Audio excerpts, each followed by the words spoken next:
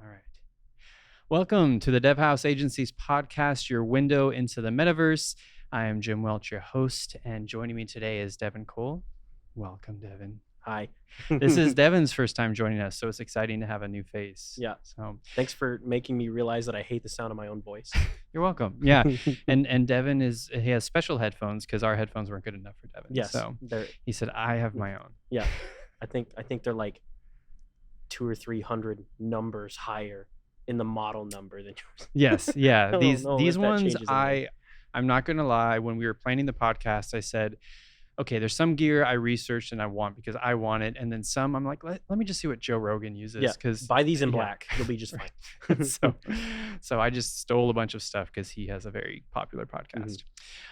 So today, Brandon Ward's going to be joining us a bit later, and we're going to be talking about user experience and user interface in the metaverse, which is going to be super fun. But for now, let's go ahead and jump into the news. All right. So today's news, I think we're talking about, Harmonics. So if anyone remembers, Harmonics made Rock Band, right? Or is it Guitar Hero? I'm forgetting now. One It's of the Rock Band. guitar, It's Rock Rock Band. Band. It's totally Okay. Rock Band. Both guitar games, but they are now owned by Epic Games. So they have been purchased. And what's really interesting about this news isn't just like, oh yeah, they have a new owner, so business as usual, but someone else gets the money.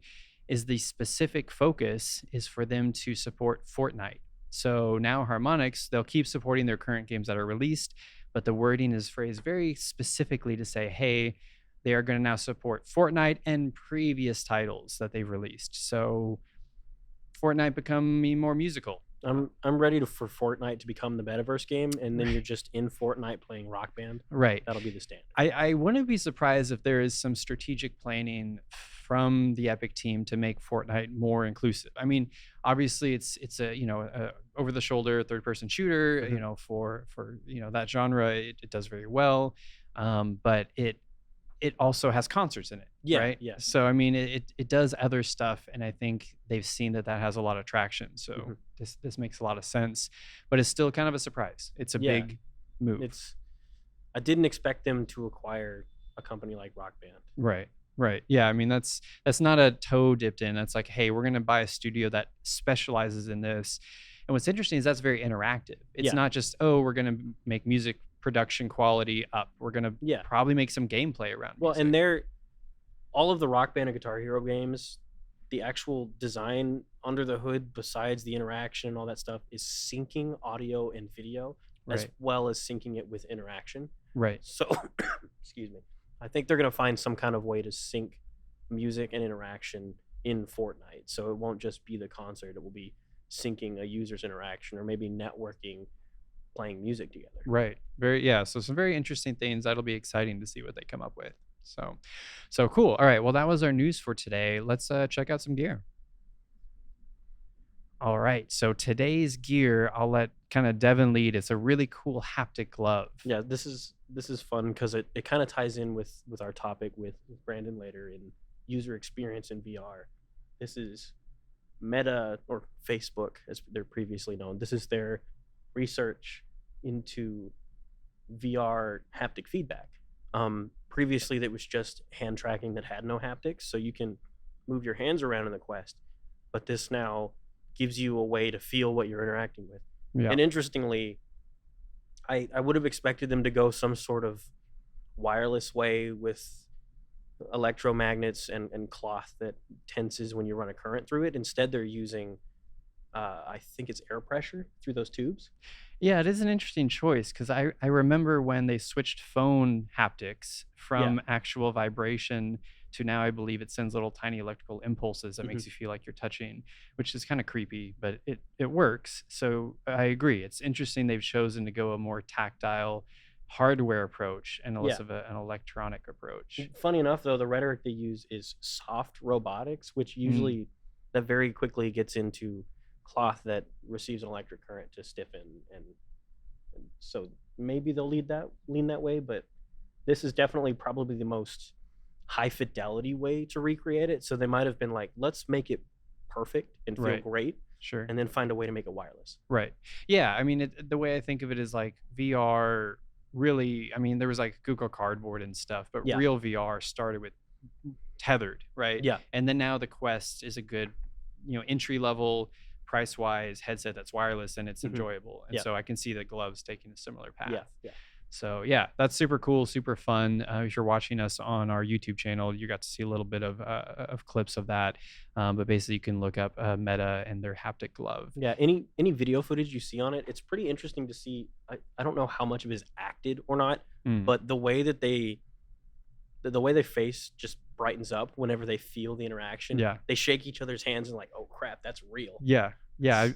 I'm really eager to play with that. Right. Yeah, I think it should be super super neat. I always think of the first time I put on a headset, or more vividly when I showed other people VR headsets, like my mother, and she put it on, and I think at the time it was the Vive intro, and there was like the T-Rex that runs down the Yeah. hall, Yeah. and it's always such a whoa moment, Mhm. and I feel like good haptics are going to be the same. Like, oh my god, I'm touching that, and I can Yeah. feel it. Yeah. Holy crap. So yeah, that's exciting. So great. Well, let's go ahead and jump into our dev abomination of the episode. This one's fun. This is from my pre-Devhouse days. I was working on a VR physics game, kind of recreating Boneworks, and so it's full body VR. I don't want to call it tracking because it's a lot of guesstimation based on just hands and head. Right. But the whole point was that you have a whole body. Well, I was still learning how to rig a character at the time, and we didn't understand exactly how arm twist works. Hmm. So the arm twist in this, there's some extra rigging tool that you can use that's supposed to compensate for it, but we couldn't get it working right. And so when you twist your arms in this, they just completely break. That's great. It'll twist until it unbreaks, and it's really strange, and it does it in both arms. It's sort of like 360 yeah, flip around. you can basically. just watch it twirl.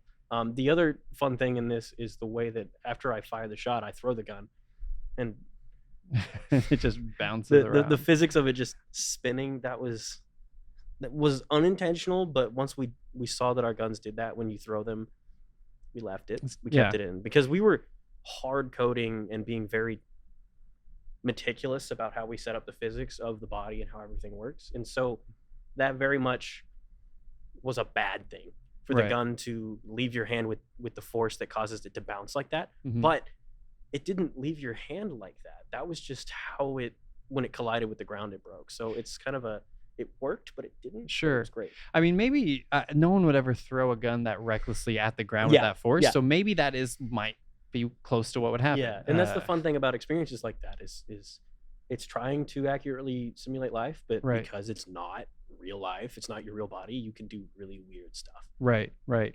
Well, I think what I always like to do is tie in with Dev Abomination, sort of like a little nugget of knowledge. And so, something simple like, oh, cool. So I've paid a freelancer to make a 3D character, and he rigged it, and cool. Now we can put it in our game. It's like, well, did they do a good job? And Yeah. so here Devin did a bad job, or Well, he missed a I have to preface it with this: we bought the asset, Okay, well there So- you go. Right. so but I didn't know how to fix it, so Sure. I'll take the lose on that one.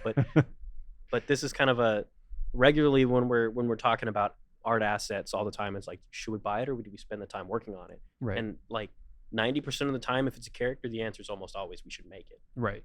Yeah, because these things, that you may not notice by looking at it, it can come up, and oh, when I twist the arm, you would expect the forearm to I guess that's what, like a weight painting or something would help. Mhm. Yeah. So just the way you paint the weights would kind of solve the issue.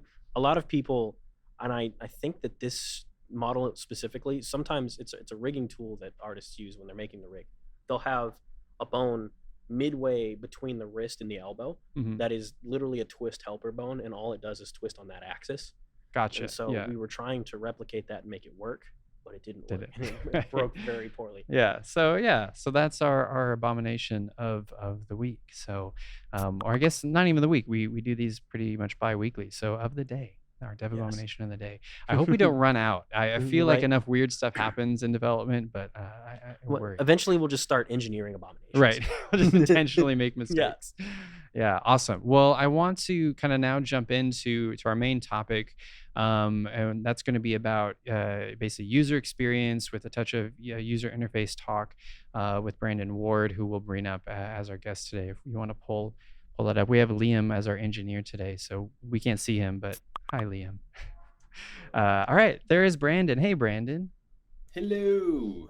Brandon, while we are in our office, he is in space, so Yep. we are very jealous. He's visiting us from the moon. Yeah. Telecommuting from the moon. Yeah, him and Elon go way back, so Yeah. he's up there on his way to Mars. So Brandon, tell us a bit about yourself. Tell us what you do, why you are someone who can speak to the topic, and why maybe I would have invited you to discuss this with us. Justify your existence. Yes. Yeah. So I've been doing software design and development, user experience design, service design, user interface design for about 21 years. I have a background in vocal performance, theater, music theory, and composition. And then I did my 3 bachelor's degrees in that. And then I did a master's degree in interactive audio production. So you guys kicked things off quite right. You know, the Harmonics thing it's a big deal. Even 15, 16 years ago, interactive audio was a big deal. Asheron's Call and some of the Tron 2.0 games that Microsoft was doing, they had these full interactive audio engines. And I think, you know, Devin, you're spot on with where they might go with that. So that was kind of the early days. I was really trying to get into the interactive audio side of things. So human cognition, the way we interact with technology in general, was of great import to me. And in order to do that, I had to learn to code. And then because I could code, I did these projects. And because I did those projects, they needed to be designed. Because I knew how to design, I designed them. And eventually, long story short, I became a UX designer, essentially. And then that branched into other forms, like service design is a big part of my life right now.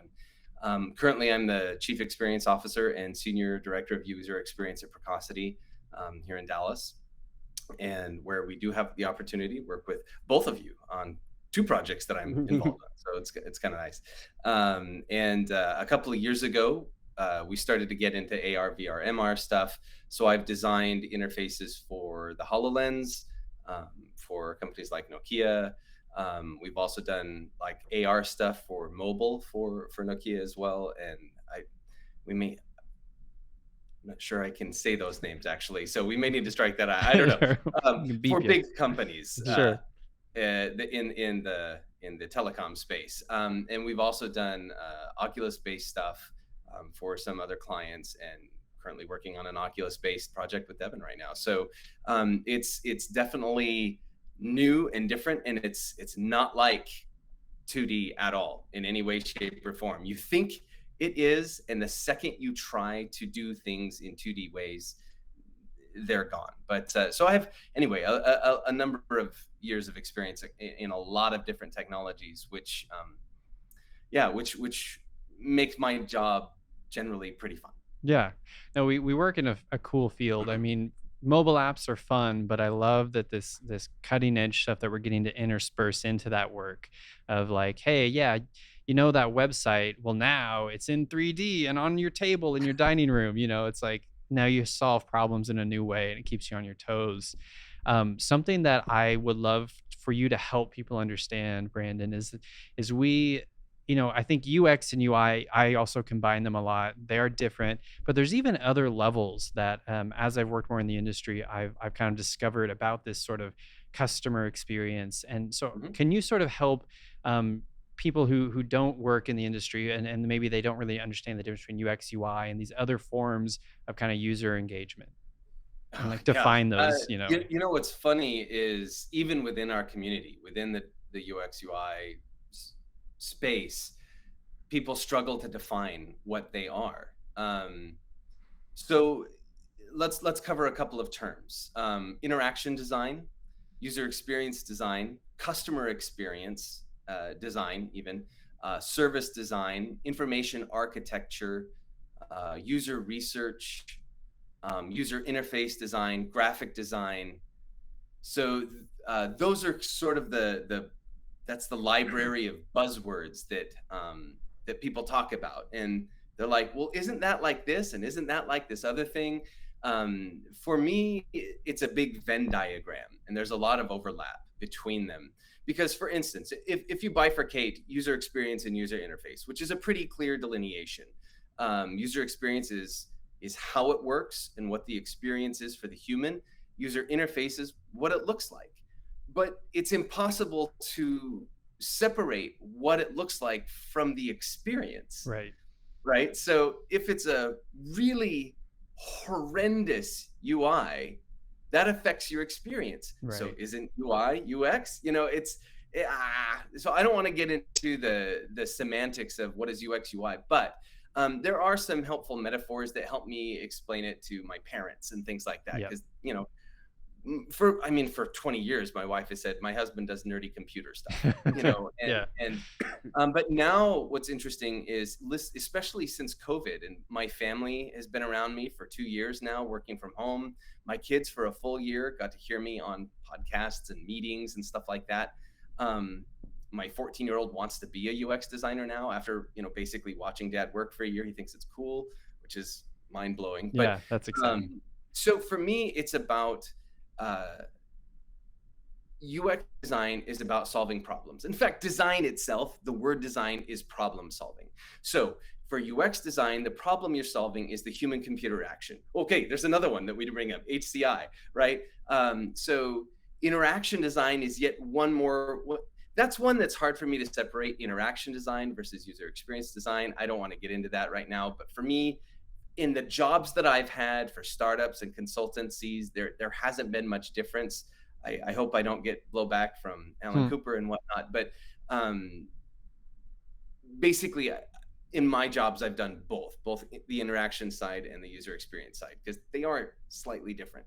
But it's about, the metaphor for me is architectural, right? UX is okay, let's start with information architecture. Those are the blueprints. How is stuff going to be connected? How does this connect to that? And how do I get from here to there, right? That's your information architecture. It's your foundation of everything. And then you build onto that with a framework. And to me, that's the low fidelity user experience design, generally manifest in interactive prototypes, but in low fidelity, because you're not telling them what's it going to look like, or how is it animated, or is it this font or that font? What's the white space? You're not worried about that. You're worried about how does it function? Is it a button? Is it a slider? Do I shake the phone, or do I do something else? Is it unlocked with my face or my voice? Or that's interaction user experience design. Then you can take a user interface designer, and they can apply a graphic layer to that, which of course continues to evolve and enhance the experience.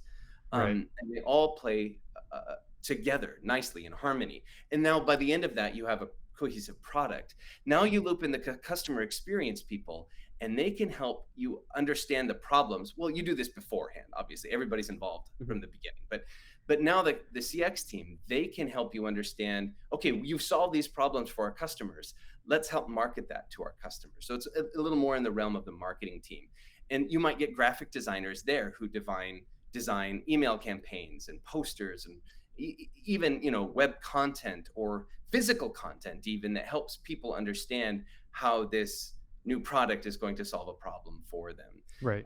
And then you've got service designers who kind of bridge all of that, and they encompass real world experiences, designing how you tell someone they have cancer, or designing how you buy a cup of coffee at Starbucks. So these are all experiences that can be explored, researched, defined, architected, experientially prototyped, add a layer of aesthetics to it, and then you ship a product. So whether it's meet space or 2D space, or on a phone, or in a virtual space, all of these tools are relevant, and they all work in harmony together. When you start to get crappy experiences, and when you focus too much on one and not on the other, and you may have an amazing product, but nobody knows about it, or everybody knows that you have a horrible product, right? Or it works great on one device, but it's horrible when you go to the store. Like, why are they different? Like, there's a major retailer that sells guitars, where if you buy stuff online, they have a total record of it. And if you go in the store, they have a total record of everything you bought.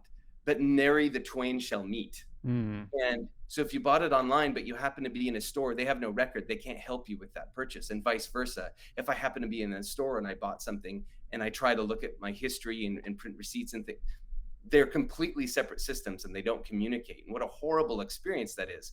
Both separately great experiences, but they're two great tastes that taste awful together, and Sure. it sucks. So anyway, Yeah. that's kind of the Brandon's holistic Venn diagram of the experiential design space. Yeah, no, that helps because I mean I think from our experience at Devhouse, we often will assist with UI or a little bit with UX, UX making the wireframes and things like that. But I think working with Brandon and his team at Precocity, I've learned a lot more about CX, customer experience and kind of those other layers Brandon was describing. And I think for anyone who wants to work with studios like ours, you kind of you can dip your toes into like, hey, I want a graphic designer to make some pretty pictures, or you can say, hey, I want a wireframe, or I need another custom. You can go as deep as you need to the scale that you need to, and so There's one critical point that I failed to mention, and that's the U. hmm Because anything, okay, UX, UI, doesn't matter, but user experience without involving the user is just your experience. And I think that's a really critical thing. I take it for granted because we do this, but you cannot call it user experience design unless you have talked to and researched and involved users in the process. If somebody said, we want you to design us a website, here are the functional requirements, here are the business requirements, go. That's web design, that's user interface design, that's graphic design. There are lots of types of design that you're doing. A lot of it is just art, which is not design. They are not the same thing. But unless you involve those users, you're assuming and you're guessing and you're using your own experience. Not that there's anything wrong with doing that. It's just if you do that at the exclusion of your user base, and this includes accessibility as well, ADA compliance, WCAG, making sure you've got ARIA labels and whatever technology you have involved to encompass the entire of humanity. If you're not including those people, you're not actually doing the thing that you say you're doing. If you're going to purposefully exclude it, fine, just be upfront and be candid about it. But sure, it's not fine. I mean, you really shouldn't exclude people, but right. But just be aware that you are doing that. Yeah, make it a choice and not an accidental whoopsie. So Devin, I want to ask you your thoughts on what I call idiomatic design. So saying, hey, instead of, we have a mobile app, let's say we're company X, we're Coca-Cola, and we have our Coca-Cola app, but now we want to join the metaverse. So we want to take our Coca-Cola app and put it in VR or AR. It's like, cool. So just take it and drop it in. Well, you and I know, and Brandon knows as well, that's not going to work because it's not designed for that platform. It's designed for a different platform. So the idea of idiomatic design is you design for that technology or that tech stack. Speak to, that process of like, how is VR design idiomatically different from like a mobile app? Yeah. So this is something that me and Brandon talk about anytime we have a meeting, because that's literally what we're doing. Is we are converting something that was designed to be a web experience into a VR experience. And one of the things that we had to think about was we want to walk through a space. You didn't walk through that space previously. You just saw it in a 2D view. Mm-hmm. So then we had to decide, okay, what does the ground look like, right? Right. And you don't think about that in Right. something that you're designing to be like a 2D layout of space. Sometimes you'll think like, oh, this material is wood, and you'll label that. But you don't go very deep into what is that wood? What does it look like? I need to make sure it looks good up close. Right. And those kinds of decisions, they're completely non-existent when you're designing for non-VR. Right, where you can't move spatially. Another term I like, we use metaverse a lot here, and that's like a really strong buzzword for where the industry is going. But spatial web is a really sort of synonymous to metaverse that I really like, because you can kind of visualize, okay, things are spatial now. They're not just a flat presentation. And, you mentioned the space itself. So like the textures on the floor need to be thought about, the 3D models. What if you look behind you? You built this experience to have a bunch of content, but what if stuff's behind you? But also like buttons. Yes. So apps are full of buttons. How do you interact? You tap on things, you Right. scroll on things. You don't want to do that in VR necessarily. Yeah, and you do, but you don't. And the way that you interact with them, you want it to feel like you're interacting with that like you are in real life. Right. But you're not holding a phone and tapping a physical phone. That doesn't exist. Right. That ties back into Meta's gloves that let you feel that. For example, the experience that Brandon and I are working on, we had to address that very early on. How does the user get into the experience? It's multiplayer, so how do you connect? What do you do? We decided early on that we were going to use a watch that you would tap on, and a display, a holographic display would come up, and then you would tap on various display elements with your virtual finger. Right. Instead of, because a lot of experiences do like a pointer, Right. and your controller turns into a pointer, and you've got a massive screen that is Like a laser pointer, right? Yeah, you're using a laser pointer on a whiteboard 10 feet away from you. Right. And is that was great for like 3DOF headsets when you couldn't physically walk towards it. Yeah, You had to kind of be pivoting. But something that I've played a lot around with in sort of user interface design, specifically on buttons. You have squishy buttons, right? Yes. That you can touch, and they're physic buttons. And then there's buttons that are just like a 2D image that you touch and they flash. Yeah. It's sort of preference, right? One's a little more comical, cartoony, but it kind of feels fun to push it. Yeah, and you've really got to make that decision based on what the experience is designed for. Right. Right? Like for if it's a phone and you want the idea to be like you're interacting with a phone app, you touch a touch screen, you don't the furthest you get is it stops your finger. Right. But you can't do that in VR. You can't stop someone's hand. Right. They go right through Exactly. the interface. Yeah. So you didn't have to design around that to exclude the ability to, I have pushed my finger through a button. What happens when I pull my finger back? Right. Do it Like, accidentally click again? Yeah, exactly. Yeah. Brandon, have you seen anything that you think is like a abomination, to use our segment name, that you just like a design that drives you crazy? Well, we specifically ideally in either AR or VR, but even if it's more in web or mobile. I see him all the time, every day, in little ways. Most abominations for me are micro abominations, but they add up over time. For instance, here's a really common one. You're at the grocery store, you're in the automated checkout, or even the personal checkout. You put your card in with the chip, and the sound that it makes when it's done, Right. It's not a positive sound. oh my gosh, what did I do wrong? Yeah, crap, it didn't work. I've got to pull out the other card and Right, figure out. but make sure I've got that's money the sound it makes when everything is good. Right. That's not right. Who did that? Where's that sound designer? I need to beat them. Yeah. But chances are there was no sound designer. There was just some dude who found a free sound online and did the thing. And that's kind of the problem, is people kind of playing outside their wheelhouse. But another thing is copy, right? So on that same interface, it would say, I'd go to the grocery store and it would say, the total is $143.99. Is this okay? No, it's not okay. It's not okay. $5 for a gallon of milk. I want a no button, right? I wrote a blog about this like 15 years ago, but like, no, it's the question you're asking me isn't the question you meant. Right. Is it correct? What you maybe ask me, is this okay? I want to say no. And then I want the computer to go, I'm sorry to hear that. How about $123? We'll give you $20 off today. Yeah. Yes. Thank you. Can you imagine what an amazing experience that would be? Is every time it asks you, is this okay? And you say no, it goes, sorry, that's the best I can do today. And you're like, hey, you tried, right? Because that's like a human, it's a human kind of interaction. But what they're meaning to say, is this the correct total? Right. So ask that question. Don't ask me if this is okay, right? They're totally different things. And is this semantics? Yes. Is this pedantic? Probably. But over time, these little things start to add up, because words mean things, interactions mean things.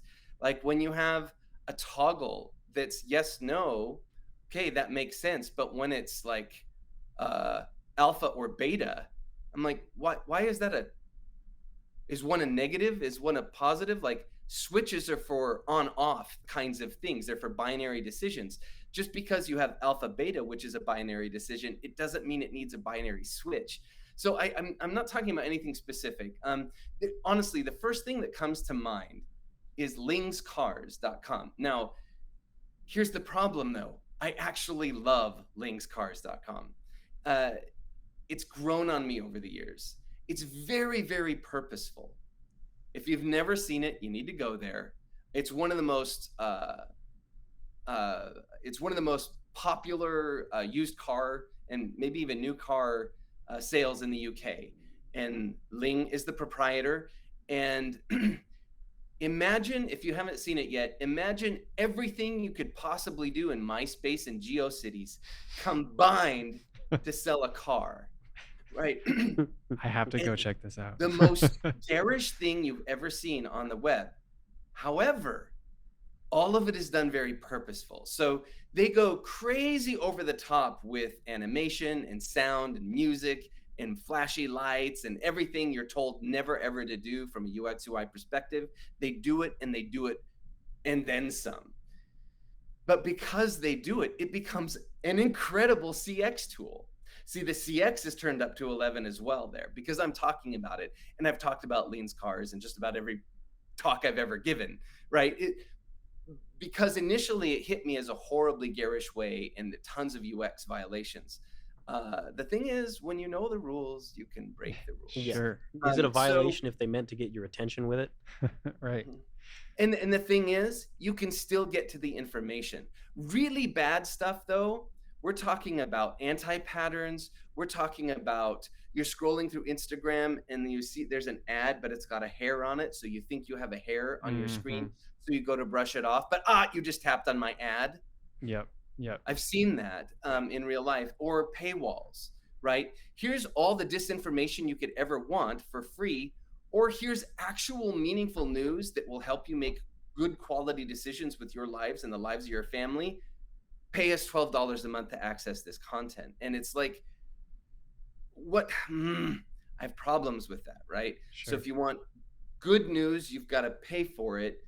If you want, conspiracy theories, it's free and it will land on your doorstep in spades. So there are a lot of problems. And so the abominations that I see are more with designers who aren't making good ethical choices, and good just human choices. Like, really, should we do that? One of our clients was a payday lender, and we all had a lot of qualms about working on this. But when we talked to them about ethics and what we were supposed to do and what our mandate was to do, it was about bringing clarity to the thing. They weren't going to change their product, but they wanted us to show the customer exactly what they were getting into. It was important to them that the customer understood that this is a 427% APR. Right, that it's important to understand for your $1,000, you're going to end up paying $1,700, that kind of thing. And so what we designed brought transparency and lucidity to the financial decisions people were making. And that made me feel good, because if it meant people didn't use that tool because they realized this was a bad choice, then I did my job. But it also meant that company who was providing that service did their job as well, because they still provide a service that is, if that wasn't a necessary, needed service, companies like that wouldn't exist. And a lot of people manage their finances that way. So if we could bring education and transparency to that, it's really important. So it's funny that you see a payday lender out there trying to be really open and honest with their customers, and then you'll see big banks and legitimate stuff trying to hide fine print with pages and pages of nonsense, trying to bilk their customers into making bad choices. So Right. for me, that's the abomination. Yeah. So just making sure that we're responsible with kind of how we present information to customers and end users on products.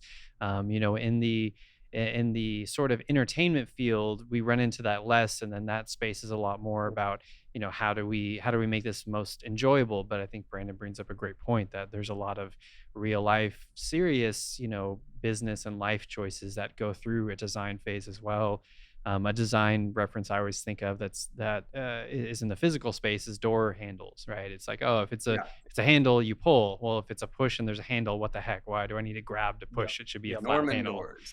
Yeah. There's a whole thing about those. And so, design, I'm glad that, Brandon's covering sort of umbrella of like kind of things beyond just sort of app design, because it helps, I think, people realize that there is a big lens to view the work that we do and the work that can be done, to view things Mm. through. Um, to You kind of bring up video games, Jim, and I want to touch on something. Is ran across an article just the other day. Is like, should we be designing for addiction?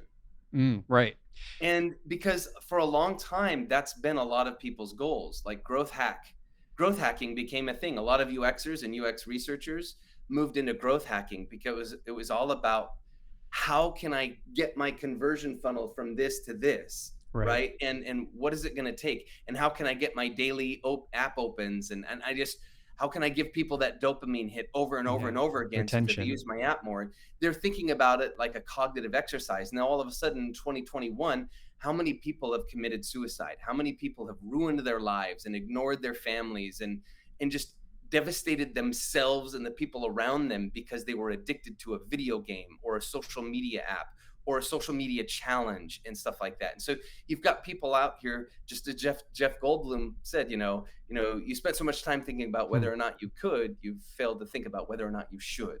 And I think that's where we are, and we should have been 50 years ago, but here we are saying, hey, everybody, stop doing stuff just because you can. It's one thing I loved about Ready Player One. Yeah, I don't think it would ever happen, but when the main character takes on the metaverse, right? Um, they shut it down for a day every week. Can you imagine if Facebook shut down, just completely went offline for one day a week? Right. That would be pretty amazing. Or Twitter, or frankly, just come up with about anything. Instagram, Snapchat, any of those things that have been shown and proven to take humans down dark paths. What if we just shut it off for a little bit, let people refocus, recenter? And I think there's a lot of value to that. And Apple, I think, is doing a really good job of trying to create controls and reminders and systems built into their Mac OS and iOS to manage that. You've got focus time, and now you've got screen time, and they're letting you know, hey, did you know you're addicted to this thing? Hmm. Maybe you should put me down for a little bit, Yep. right? It's people realizing that we've created a monster. Maybe we have some culpability and responsibility to help humans kind of pull back and recenter and figure out what's important in life. It's very topical because now we're exploring this potential new space. The reason why Facebook rebranded to Meta is because they're a social communication, social interaction company. They're not a and they're not a news feed, right? That's just a feature to support their social connection. So they see the future is like, okay, what's next? Well, spatial interaction, 3D interaction, VR, AR. So now, Brandon pointed out, we're looking back at what we've done with gamification. This sort of like, let's gamify everything, which to a lot of people, that's code for let's make it addicting. What have we done with apps and things? Well, now we're on the forefront of this new space with the metaverse. Like, how can we avoid those same mistakes and try to build those systems in at the beginning to maybe avoid the addiction at all? I think social media addiction is very, very real. I think most people in my life, it's like, including myself, I'm on Instagram and I get the little pop-up that I've triggered that after an hour it tells me. I'm like, oh man, I was on an hour already. Okay. I got to put it down. So yeah, how do we build that into 3D, and you mentioned Ready Player One, and in the other book, there's, I don't want to spoil it for those who haven't read it, but there is a thing where you can only be in it for so long, and then it's like it's not safe for you anymore. It's more of a health thing, but you have to be offline after that period of time. So yeah, it's very, very interesting. I'd say so. Devin, to kind of wrap up our thoughts on this, what do you feel for kind of the user experience for the upcoming metaverse? Like, is there a certain area that you think enterprises that want to get into this space should pay extra attention to? Is it pop-ups? Is it buttons? Is it dialogue, like physically talking? Where do you think some extra attention should be spent? Right. So if we're talking about kind of making sure we're making ethical decisions with this, I had a conversation with a family member a while back just about casinos and how they I would almost argue they're worse than like Google and Facebook and Amazon, and how they track your behavior. Mm. because you get a losing streak at a casino and you haven't showed up in a while, they're going to start sending you buffet vouchers. Right. That's nuts. Right. Like, they just want you to come in and just keep losing all your money. We'll feed you and we'll keep you comfortable. We'll pump air in and all those things. And that's actively trying to keep someone in there and keep them addicted. Well, nobody puts a clock on the wall in VR that actually works. Nobody thinks to do that. And nobody makes a conscious decision to make sure that you're still tethered to what's going on outside of VR. It's interesting. Nobody takes the time to do that. In fact, Meta is starting to take attention to that. It was kind of a joke to the VR community that they did this, but they basically added an update to the Quest 2 that if it detected something walked into your VR space, it would enable your pass-through. That's really cool. So you don't kick your dog or punch a baby. Right. Yeah, for babies rolling into your space, better watch out. Right. Yeah, So- no, the pass-through feature, yeah, I should, that's really smart and really clever. I mean, clocks and when you mentioned clocks, I first thought you meant in casinos. They don't have clocks, they don't have windows, so you don't know how long you're in Right. there. So VR, it's a similar thing. You're like in this black Yeah. box. And it's Well, not an intentional design to keep you addictive, but that is part of why people get sucked into like VR chat for 6 hours at a time, right. because there's no way to know that much time has passed and that you've been doing this unhealthy thing. Sure. And so finding ways to tie it back into your real world would kind of be fantastic. I think the death of VR might be the best thing for the metaverse, because as soon as we move out of purely engrossed in a headset, we pull it out and you're in XR, and Right. you can additively decide when to block your vision or not, and Yeah. suddenly you're overlaying things in your real world and you're not stuck in a digital space anymore.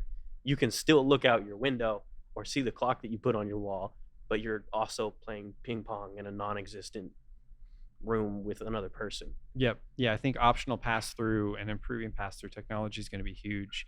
Brandon, I want to wrap up our time with you today with 5 questions I have for you. So these questions we ask all of our guests, and this kind of gives us a sort of a taste of what's to come. Where are things at? What do we see coming? And so I always like to get these from people that we talk to. So question 1 of 5: what is the metaverse, as you know it, as you see it?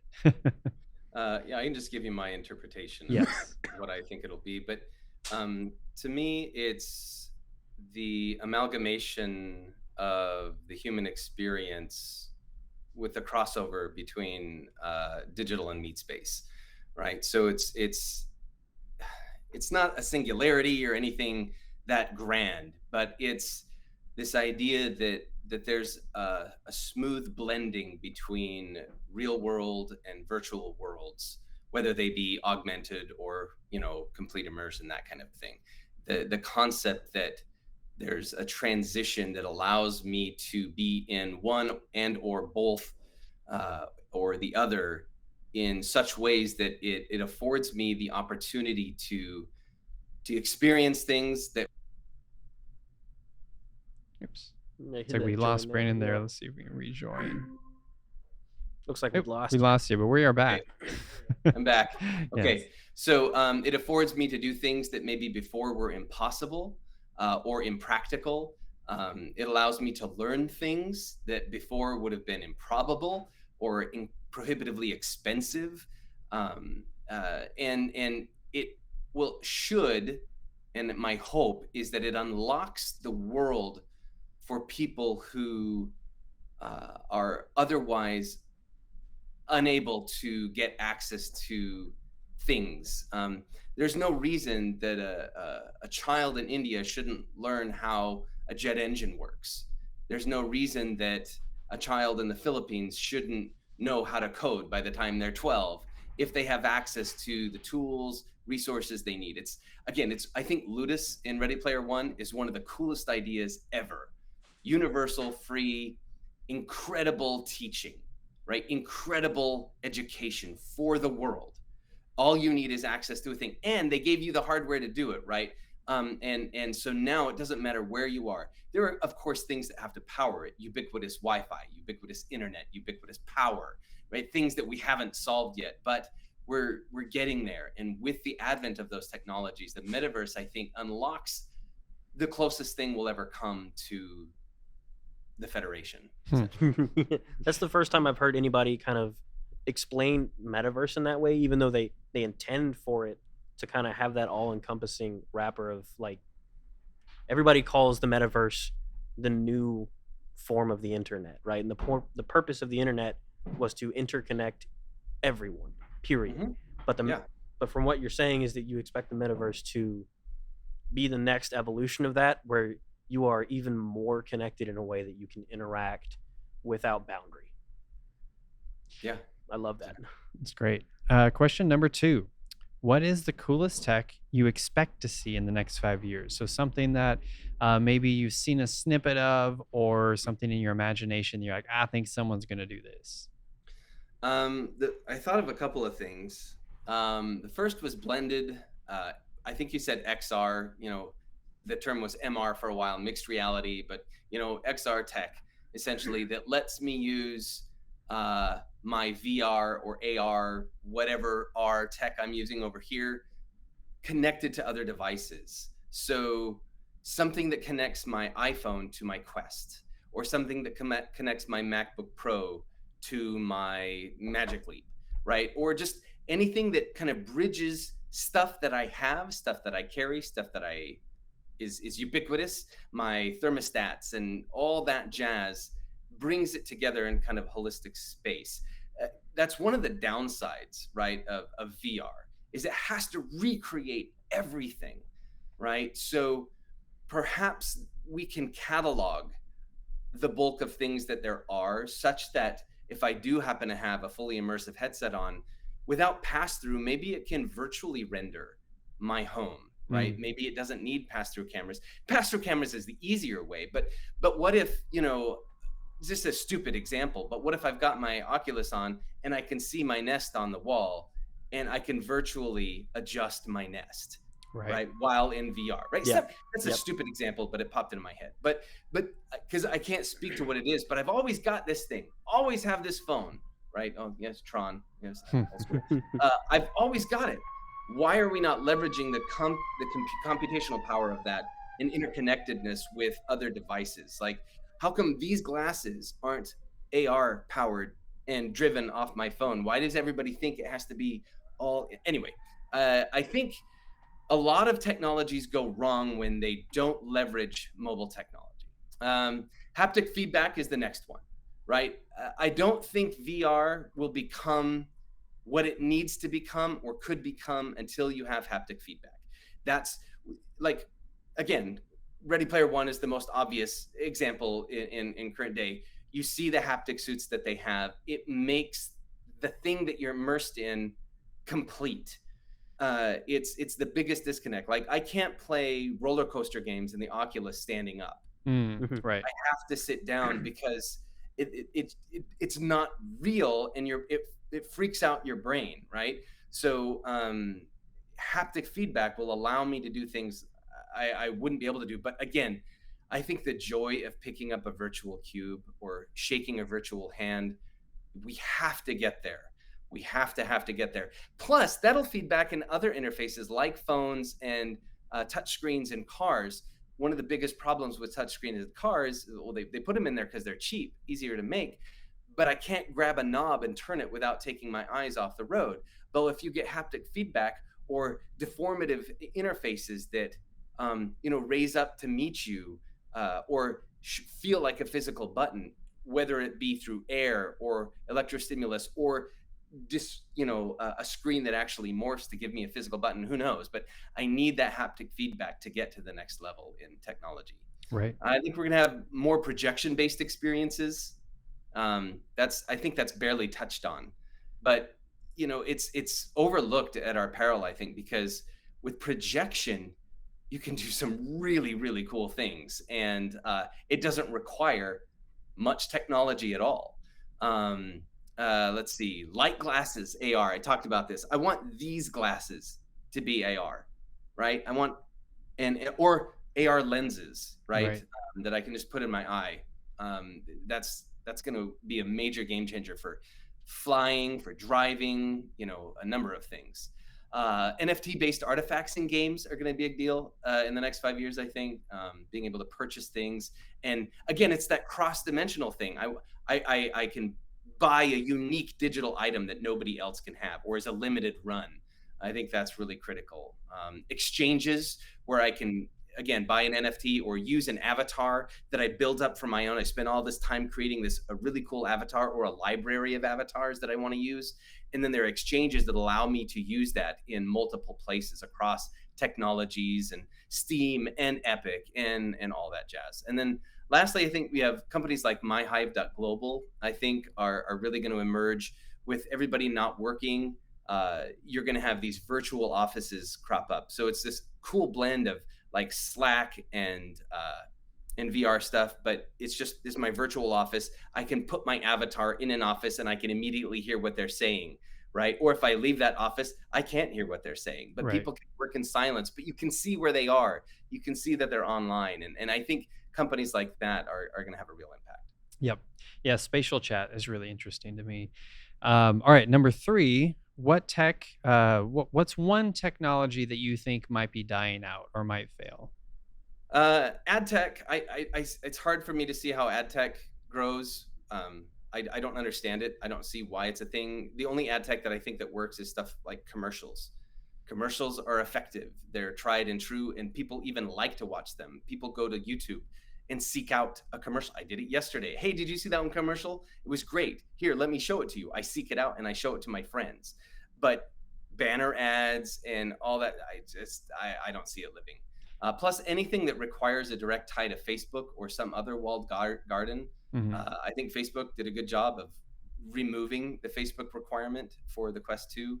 I had to create a fake Facebook account to get on my Quest 1. There was a reason, I can't remember why, but so I have this one fake Facebook account with just myself and myself, so I could do something, because I didn't want to give the Quest access to my Facebook. Anything that ties me and forces me to use those technologies that know everything there is to know about me, I'm not a fan. Right. It's funny. We were just talking yesterday about those old, I think in the 90s, where you would have those like pop-up mini games that would be in your browser that would say, "Hey, shoot this shot," and and be like a picture of like Obama like hanging out. Like they would just throw these crazy things together, and those are crazy. And they were all animated GIFs that didn't actually play them. And when you click on them, they redirect you to another site that is like not all of them. Yeah. Those were pretty nefarious and went away. One day realized they're kind of not there anymore. All right, last 2 questions. Question number 4, what is your favorite interactive experience? So far, it's been full immersion VR experiences like The Void. We had one here at the Cinemark up in Plano, and it was a Star Wars experience. And we put on the headsets, and it was my wife, my daughter, my son, and myself. And we were all stormtroopers, and you had this haptic feedback suit on. It was just for your chest, your torso, but when you shot, you got shot and you knew it. And then you had your goggles, and then you had a gun. You had a physical gun in your hands, and then you went out, or you went into the experience. And so it's a very small experience, but the way it's designed, it has physical walls, physical levers that and it didn't require gloves, right? So I could reach out my hand, and it was covered in a stormtrooper. My son, who was significantly shorter, was this very short stormtrooper. It was the coolest thing. And we walked around. You walk in, I think we were in Mustafar or something, and you could feel the heat and smell the sulfur. Right. Yeah. So it was this completely immersive experience, and it was only 20 minutes long. It was really expensive, and we absolutely loved it, and it was totally worth it. So I know The Void went away during COVID because COVID makes that stuff hard, and I think they're coming back though. They have a Ghostbusters experience, I think, that I want to try. So I think things like that, those are the most fun for me, because it lets me be and live in these virtual worlds that have only been accessible. I've been behind the fourth wall. I want to be in in the wall. I did that same void experience, and I remember as a developer who has built kind of one-to-one interactions where, hey, there's a table in VR and you put your hand and you feel a table. I know how hard that is to pull off, so I was constantly not trusting it. It's like, oh, sit on this bench. I was like, I'm not gonna sit. Hold on, let me touch it with my hand, make sure it's really there. So I was constantly nervous, but I remember the heat very vividly when I went to the lava room and I felt the heat on my face. It's like, this is neat. We did I went back and did the Jungle Book experience, and to your point, one of the people I was with was much shorter than the Rock, but they got the Rock's character, so we had like a mini Rock, and it was really really funny. And so yeah, there's some funny stuff that happens there. A kind of fail that I remember there is Did you mean Jumanji? yeah, Jumanji. Yeah, and they're so some of the Star Wars like levers were great. In Jumanji, there was a monkey that handed you something, and I remember grabbing it from the monkey, and I could just tell, even though I didn't feel the person's hand, just the way I grabbed it, I could just tell a person was handing me something. And so that was, I think, an interesting, like, I don't know how I could tell, but that didn't translate. My brain figured it out. Maybe because the rotation of the hand wasn't, I don't know, but all right, last question. What interactive experience would you like to see? Maybe something that doesn't exist, but your imagination has kind of gone there, and you're like, man, I hope someone could build this. Yeah. So I think so I train Kung Fu, and so I think a martial arts training and fighting experience would be fantastic. I have just the thing for you. Okay, What? good. But I remember at GDC, man, this would have been 2004. I was at GDC, and they had come out with a boxing game, and you would put on these boxing gloves, and they were connected to wires that had pulleys on the floor that went back into the console, so that wherever I moved my arms and my hands, it knew, right? This was a pre-VR, right? We can do this now with hand tracking, but maybe not very fast. But this could do it because of the wires. It could do it in real time. That meant if I held my hands up here, that's where my hands were. If I dropped them, they dropped. If they dropped too low, I would get punched, right? And the other cool thing is the game didn't have to pre-program combos, right? Because I know how to punch. I know my own combos that I like to use, and it could reproduce them because it was just, if I want to do jab, cross, hook, or whatever, that's what it did. And it did it in real time with me. And I thought that was fascinating. And then my adrenaline got pumped because I knew this was really me. So if I backed up, I could, and if I ducked and whatever, it could track it as long as my hands were there. I think VR and AR have that capability to do something really, really cool. So training, help me learn a form, pose matching, things like that. Yep. And then virtual fighting experiences, or even just those walls, right? They have these things where think of a drum kit, but turned and mounted to a wall with pads that can receive input, right? So if you've got all these pads, or maybe if it's just a dome, right? I don't know, with different sensors.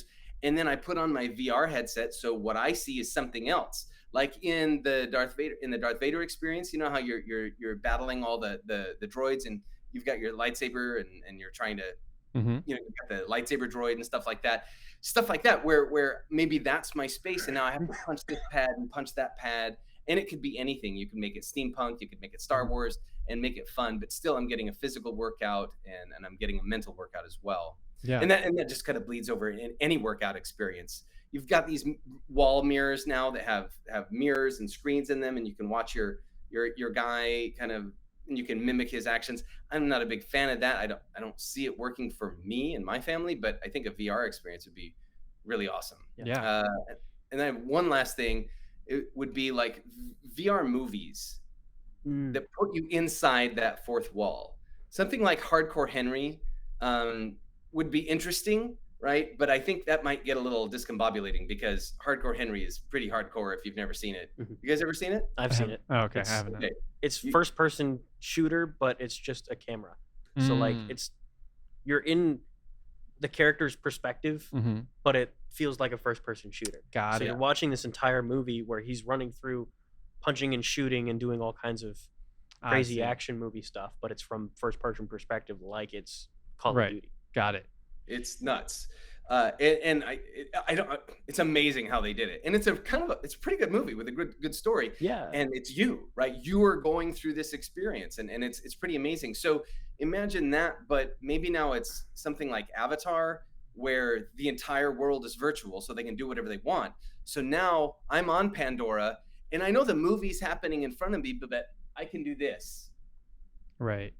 right? And I get spatial binaural audio, which is, it can't be, you can't, no matter how many speakers you get, it will never be as powerful as binaural recorded audio with headphones, right? You just can't get that experience. So now all of a sudden I've got a virtual headset that literally puts me in a space. I've got binaural sensing audio that knows where I am in the space. Now I can experience the film maybe in third person, right? But lets me look around, maybe even move in a general area, and maybe I can be part of the quest to help Frodo and Sam take the ring to Mordor, or and it just would bring me into the story in a way that made me feel like I was there, right? That's what film does. Story does it to you now. Reeves and Nass let us know that in the media equation, that the fidelity of the visuals, it's not really that important to helping immerse people in terms of immersion. Sound is really, really important. The fidelity of sound is important for immersion, but visual fidelity, screen size, not super important. But if you get the sound right and the story right, and you can then put me in this visual experience, I think you're going to have that train moment, right? When they made the first moving picture and the train was coming and everybody freaked out because they thought this 15 frame per second black and white train was going to come through the screen. I think we're going to have that moment again. And that could happen soon. But obviously, it'd be very expensive and very difficult to pull off. But hey, James Cameron can do just about anything. Right. So, Well, and now Weta is owned by Unity, so which we'll talk more in depth on another episode on. But well, Brandon, I really appreciate your time today. You are an expert in what you do, and I love hearing you talk about it. That shines through with how you explain things, and so really appreciate your time. If anyone wants to ask you questions, is there a place they should reach out? LinkedIn? How can someone? I'm on Twitter. UX Ward is my handle on Twitter. I am on LinkedIn as well. I think Brandon EB Ward is my LinkedIn URL thing, and my website is brandonebward.com if you want to get into contact there. Awesome. Well, again, thank you for your time, Brandon, and we will we'll chat Monday when we get back to work after the holidays. Yeah, exactly. So not tomorrow, not Friday, but we'll see you Monday. Yes. Yeah. All right. Take care, Brandon. All right. Cheers. Bye. All right. So yes, thank you, Brandon, for your time. Today we talked a lot about UX, UI, CX, which is a fairly new term to me that I discovered a number of months ago. But customer experience. Yes, customer experience, the CX, and then all sorts of other things that Brandon knows that dives deep into that 20 years of that job, gives you insight into. These verticals of AR and VR are really ripe for discovery in these. I mean, we don't know how best to have users interact yet. It's a new medium. We know some things like, don't put the horizon and make it shift because people get nauseous. Yep. Don't, for buttons, well, we can't do screen space canvas, like, trying to think of a non-technical way to describe that. You can't have your buttons glued to the screen and it sticks with your... Oh, yeah, it feels bad. It's horrible. So you do what's called a world space canvas, where it exists in the environment, and you reach out. They call it diegetic UI. Yeah, diegetic UI. That's in the space that you can interact with. Yeah. So these are things we've already learned, but there's still so much to learn still moving forward. So it's really exciting to be able to help clients and partners to sort of explore these spaces and learn as we go. And as Brandon said, you kind of have to get user feedback. And we have now a few years of VR, a bit of AR as well, as we know what people like and don't like. Yep. We'll keep discovering that more and more as we get more of these experiences out, and building great stuff for people. Awesome. Devin, any final thoughts for today's episode? Well, Brandon brought up like Kung Fu training in VR. I've got a buddy in my super deep physics VR community. He's making a game called the Tundra Fight School. He's making a VR experience that is nothing close to what people are trying to make in games. It's full body physics simulation, but it's purely for fight training.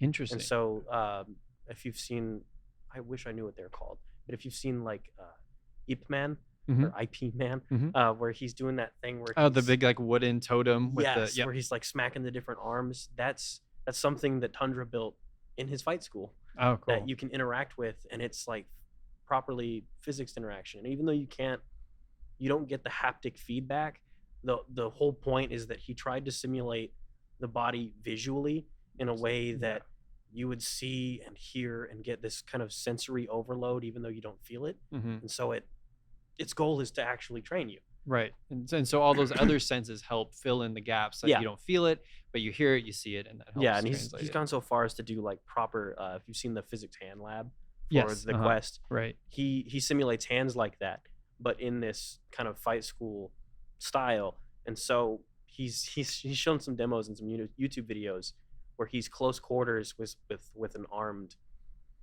combatant, I guess, with somebody trying to mug you with a pistol, right? And he demonstrates, here's how you disarm them properly, and That's he's doing the whole thing with like proper hand simulation so that it's actually disarming them, and you're learning something that you could apply to the real world. Very cool. Yeah, sweet. So, well, you can check that out. I assume it's not out yet, so probably no. But he makes so many. If you just go on YouTube and search Tundra Fight School, there's so many videos. Awesome. Well, maybe we'll have him join us for an episode. Right, that might be a cool expert cameo. Sweet. Cool. All right. Well, appreciate everyone for watching and listening today. We'll be back with more cool developments and metaverse stuff in the future. And thanks for watching.